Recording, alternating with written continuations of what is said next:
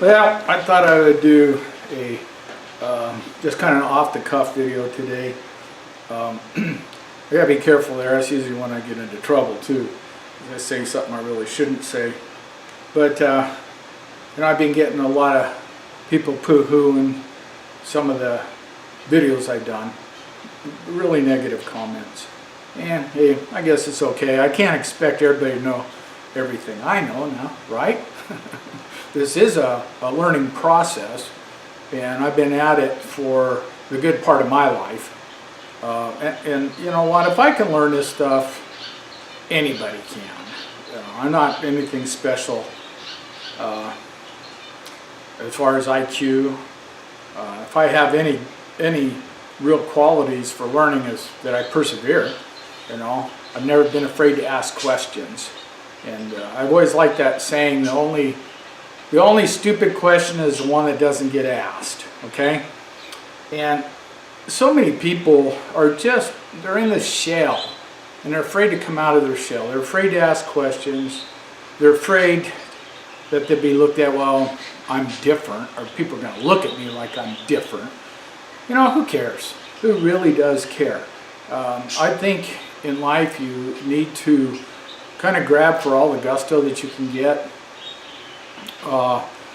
You want to learn as much as you can. You want to grow and progress as much as you can. You want to learn the deep feelings and emotions of love, empathy, and sympathy, because you know those are the things that actually make you feel good from day to day. And I have a philosophy: what everybody really wants is to feel good. And now we get there in different ways, and some of it's superficial, and some of it's really temporary. I have found that more and more I'm finding that when you just do something for somebody else without any thought of reward, that I'm experiencing joy from that like I really never thought I would. I can look back on times that I have helped people, extended myself for the benefit of others, and have never gotten any kind of financial reward or even a attaboy, you know. And yet, when it crosses my mind, yeah, I get really a neat feeling from it, a warm and fuzzy feeling for it. So, and I think that's what Jesus described as a joy beyond understanding, because you know, as far as the rest of the world goes, it really doesn't make any sense. You know, so many people do things to have strings attached, and I run into that all my life, and I can pick up on that really fast. You know, when people are kind of they're sweet and kind, almost like just too sweet, you know, kind of a sickening sweet, and always want to do things for you, you know. And you know, I try to take it at face value, but I've seen this come back in so many times where there were strings attached, and then they want you to do something that's not in your parameters, or not in your narrative, you know. It might not even be legal or lawful or moral. So you know, I think one of the most important things to ever learn in life is to learn how to do things spontaneously for others without expecting any kind of reward. All right? Just for the goodness of your heart. So anyhow, I'm going to change directions a little bit here. You know, humanity really doesn't know very much. Science doesn't know very much. We're really in the dark on so many things. I heard a scientist one time make the statement that if you took all the knowledge and information that science has, it'd be like a thimble compared to the ocean, of how much actual reality is out there, and all the different dimensions and possibilities. Another way I heard it described is if you took an 8mm video tape, and you stretched it from Southern California to all the way to Washington, and you took 6 inches out of that. That's everything really science knows. So we're in this 3D world, and we have, we have certain senses that we rely upon to get around this 3D world. Eyesight, hearing, touch, smell, and those senses do somewhat okay in this 3D world. There are always anomalies. There's always things happening where you're like scratching your head. There's one that some time ago I went to we had a birthday party for my girlfriend's daughter, and it was at Applebee's, and this guy would come around and read your mind, and I thought, yeah, and for $15, it'd read your mind. I go, okay, hey, you know what? Here's 15 bucks, we'll see what happens, And he says, think of a card, okay, any card. And I remember I can't remember the first one. Instantly, he told me what card I was thinking. I looked at my girlfriend, I go, he got it. Of course, I'm the only one that knows that he got it. So it's like, wow. And he goes, think of one more. And I want to remember it was Jack of Diamonds. And immediately he said Jack of Diamonds. Well, that blew me away. You got 50 cards, 52 cards, and he was 2 for 2. Wow. And then I had another experience, or I should say we had another experience. One day we were driving down Tropicana, Button Jones, and they had this big show going on, and it was for all psychics, every kind of psychic you can think of. And my girlfriend and her daughter, we were all together, and I says, hey, let's check this out. It was like on a Sunday, so let's just go in and check this out, So we go in there, and we kind of split up. And now let me back up. I got to tell you a little bit about this whole story with Talia, my girlfriend's daughter. There's an interesting story. We had just gotten her a dog, and there's quite a story behind that dog. Her mom wanted to buy a real expensive little dog. I forget what it was, and I was like, well, hey, why don't we go to the lead animal shelter? Let's find one they're going to euthanize and see if we can't find something that she would like. And it wasn't all just about the money. I think it was $750 for this little dog. I was like, I thought that was a little ridiculous. We'll go down to the lead animal shelter. I bet we can find something very similar for free, and one they're going to put to death. So we went down there, and we immediately separated, went in our different directions. It's like a big round circle, and you got these kennels all the way around. And I went one direction, they went another direction. As I'm walking along, I noticed this dog. It was in a corner, and she looked really sad, okay? And I noticed her right away because she looked like she was a German Shepherd mix, and I always liked German Shepherds. So I'm looking at this dog, but something caught my attention right away. I was like, how does a dog in southern Nevada get frostbitten ears? And I lived in Montana for 19 years, and I used to see dogs all the time with frostbitten ears, and it's pretty obvious. I was like, that doesn't make sense. Plus, she had had pups, and she was still nursing. So I was wondering, where are the pups? So I'm sitting there looking at this dog, and all these thoughts are going through my mind. And then one of the workers that works for the animal shelter happened to come by, and I said, where'd you find this dog? Because I said, this dog has frostbitten ears. And I said, how does a dog in southern Nevada get frostbitten ears? It didn't make any sense to me. So she said, well, I'll be right back. Okay, so she comes back, and she goes, well, we found this dog, or this dog was picked up just north of Pahrump, Nevada. I was like, it still doesn't make any sense. So she told me the whole story. She was picked up on the freeway. They don't know where her pups were, okay? And they don't know where she came from. She said she's between 3 and 4 years old. And I said, oh, that's pretty interesting. So this employee walks away, and next thing I know, here comes my girlfriend and her daughter Talia, and they come around, and I started telling them the story about this dog. I said, I'm really puzzled about this dog. Well, this dog gets up. That dog hadn't moved all this time, but as soon as she saw Talia, this dog saw Talia, she immediately came over to Talia. And Talia reached in and petted her, and she was licking her hand. And you can see an immediate bond. it was really neat. And so Talia's mom says, "Okay, that's your dog, Talia." Or she says something like, "What do you think, Talia? You like the other dog?" She goes, "Yeah." So we got the dog, okay, which we had for many years. And that dog was made for that little girl. It was very, very protective of Talia. And almost too much so. It took her a little while to kind of calm down and back off, which got me a little bit nervous a few times, because she would growl at people. If people walk up on Talia kind of unexpected, she would jump up and get in between them and growl at them. And but she eventually did. Anyhow, that's that part of the story.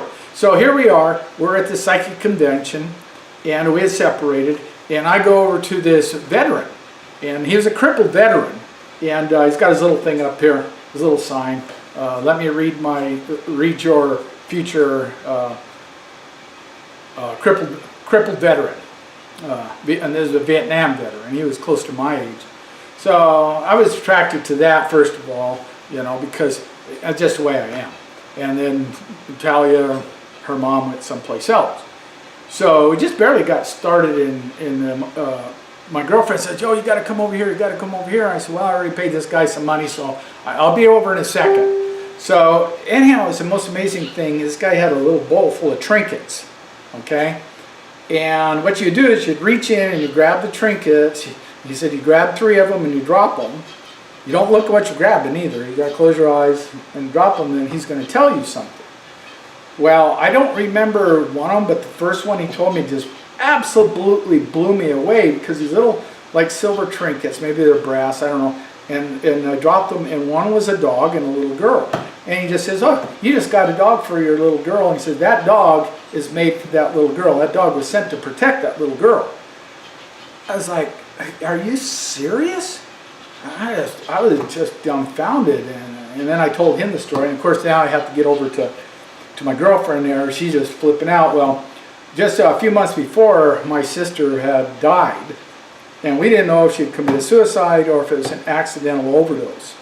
So, and my sister and my girlfriend had gotten pretty close, and it was a big thing on her mind also. Being a Christian, she was worried about her eternal salvation. So Mona went over there and she paid the money, and Mona says to her, "Well, I got this question about my sister-in-law." We always talk like we were married. And she goes, "Oh, she didn't commit suicide." Just right off the top of her head, she didn't commit suicide. And she goes, "It was an accidental overdose." Well, Mona hadn't told her anything up to that point. So Mona, that's why she was flipping out. And I said, "Oh, you got to come on." By the time I got over there, she had been crying for a little while, and she told me the same thing. And I was like, "Wow, that's really neat." And I went to tell her about what just happened to me with this veteran, and kind of stopped for some reason. This psychic that was talking to Mona there kept looking over my right-hand shoulder. And she finally stopped and said, "I got to tell you something. I got to tell you something." She pointed to me. She goes, "I see your guardian angel standing behind you." And I was like, "Whoa," because I'd heard this before, that God had given me a guardian angel, and my patriarchal blessing said I had been given a guardian angel. And I thought, well, this is interesting. Does this just coming out of the clear blue? And she goes, "Man, oh man." She goes, and she kept looking, and she goes, "Well, I'm having a hard time telling if it's a man or a woman." And I was like, "You're having a hard time telling if it's a man or a woman?" She goes, "Yeah, I think it's a woman. But she is the meanest looking woman I've ever seen in my life. She's about 10 foot tall, and she just looks bad. She looks so mean." She goes, "I feel sorry for anybody that messes with you." So anyhow, just a point of interest. But there's so many things that we just don't know. There are just so many things, and for people to poo-hoo anything that somebody else puts out there, unless you have rock solid evidence that it's not true or it's fake or phony, you really need to just pay attention and listen and at least consider it. Now, I put out some stuff on the destroyer recently, and that is backed by really good solid research by so many people. The destroyer and the history of the destroyer, there's this Gil Broussard has got an awful lot of stuff on it. some really, really good stuff. And he's just one of many. He's just one of many. In quantum physics, classical physics, scientists more and more all the time are saying, you know what, there's just an awful lot we don't know. I've been listening to a gentleman, I can't think of his name offhand, I'll pull it up here real quick, and I just reposted some of his stuff so that you can go to it and listen to it, because a lot of this I believe in and I adhere to in this this clip, and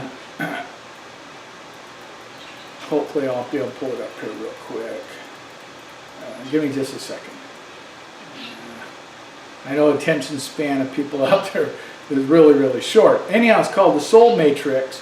We live in a computer simulation, ancient text, quantum physics, sacred geometry. And it's called the leak, I'll pull it up and we'll get the guy's name also for you. And it really just shows all the many, many different possibilities. You know, his name is William Wallace, and it's called Soul Matrix. We live in a computer simulation, ancient text, quantum physics, sacred geometry. And all this stuff is connected. It's linked, and I wear a necklace that is really interesting because it has the tree of life on it, which is, you know, has to do with sacred geometry, and is connected to the Jewish, the tree of life, and there's a lot of other symbolism in that thing also, but it's connected to sacred geometry. You know, the tetragrammaton, the I can't remember all the time, all of them, but there's so many things in it. The tetragrammaton is connected to the periodic table, and it's in quantum physics. There's another guy that's really good, is Nisam Harim, and he talks about how the human being is actually the event horizon. It's right in between the biggest of the big and the smallest of the small.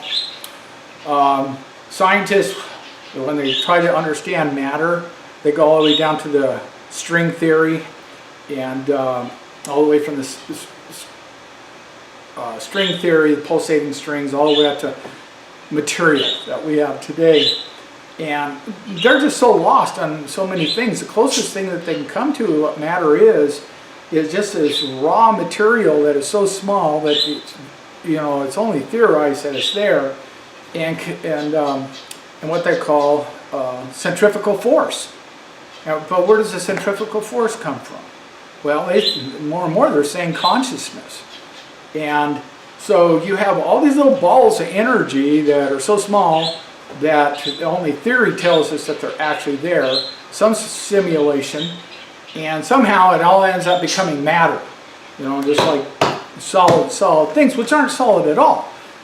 If they vibrate at a certain rate, they will disappear right in front of you if you could get those materials to vibrate at a certain rate, and that's where you get into all this interdimensional stuff. So, you know, people need to not be so arrogant that they think they know everything. It's amazing to me how many people think they know everything. It just blows my mind. I'm talking about everybody. You know, even Christians, I'll listen to them sometimes, and they've got this self-righteous attitude that just absolutely blows my mind. You know, it's so hard. We should never really judge anybody. We should try to warn people, but not judge them. You know, none of us can judge about anything.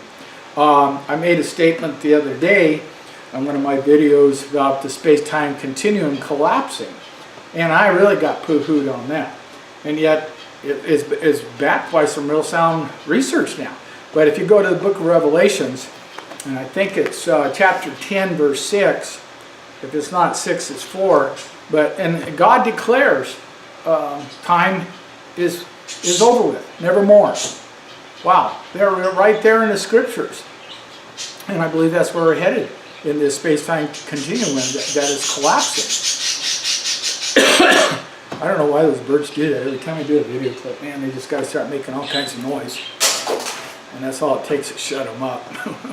So, yeah, I don't believe that anybody has the right to judge. And just because we form an opinion of something that maybe would be beneficial for other people, to help them see themselves, to help them change their course, it doesn't mean we're judging you, okay? It doesn't mean that we're actually critical of you, because I've learned to love people just as they are, okay? It's just that I realize that people got so much more potential than most of the time they display. We're only scratching the surface. We can be so much more, and it all revolves around love and how we treat our fellow men. I mean, you know, Daniel Brinkley, who died numerous times, and when he was in the spirit world, he saw the potential. He saw the potential of human beings. And he said, we are great and mighty spiritual beings. And I think he said something like, with honor and respect and net worth and all these wonderful things. We just got to see ourselves like that and start acting accordingly and get over all of our insecurities, all our ego defense mechanisms. You know, so many times people can't even allow themselves to be criticized even a little bit. They'll just fly apart. Just fly apart if they're criticized. Well, there's constructive criticism, and you know what? If somebody criticizes you, you can take it two ways.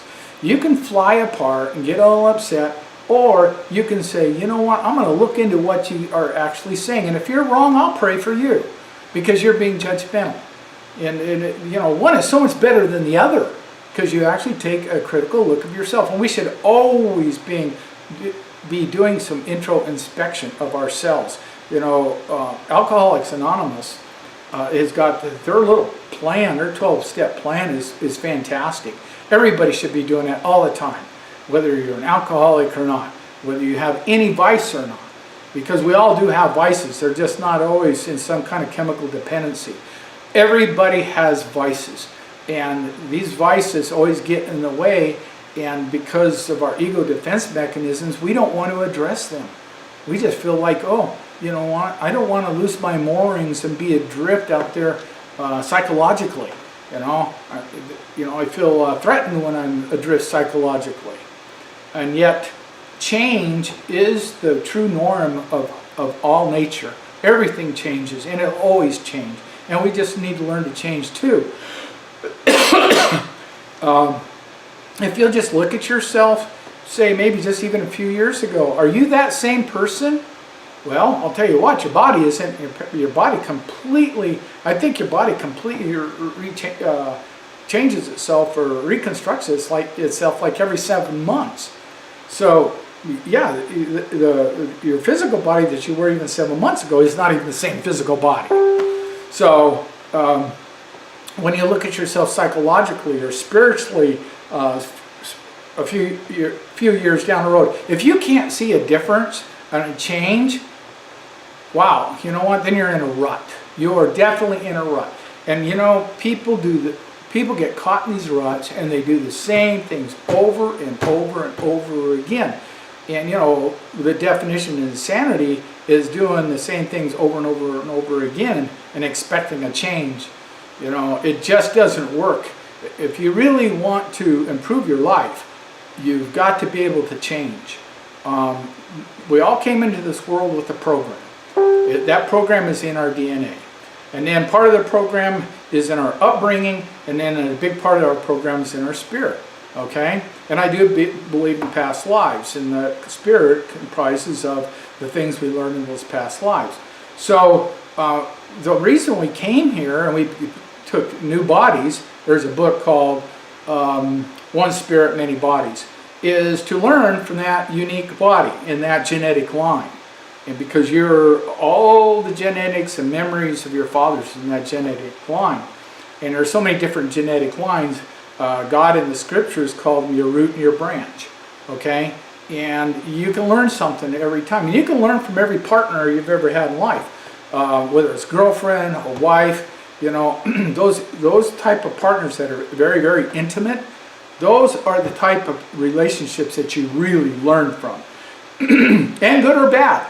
You know, many times we change for our partner just to get along, and we underscore each other's weaknesses, and that's not good either.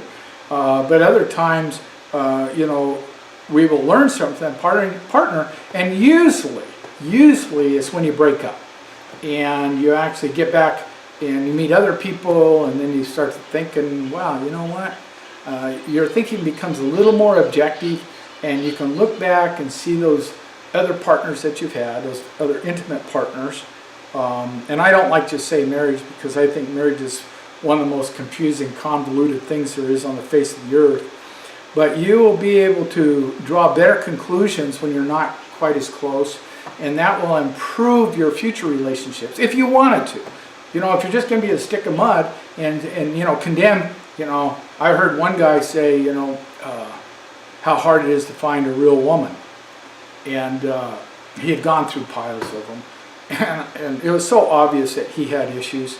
And, if the new woman or the one he was looking for was always the best. Oh man, I finally found the greatest woman. We're going to hit it off just great. We're going to get married. We're going to be with each other forever. 6 months down the road, I'm like, well, hey dude, what happened? She turned out to be a real bitch. I'm like, okay, come on. You've got to be missing something somewhere. And so many people are like that it's just amazing that they can never see themselves. And I think it is the hardest thing in the world, is truly to see yourself. It takes a lot of humility, and it takes a lot of patience, but it takes a lot of humility, a lot of soul searching, let go of those psychological moorings that are holding you down to really see yourself. But if you don't, it's a dead end, because none of us are perfect. Okay, I probably rambled on more than I intended. I hope this is something that everyone will like to listen to, and hopefully it'll help you. God bless everybody this day. Amen.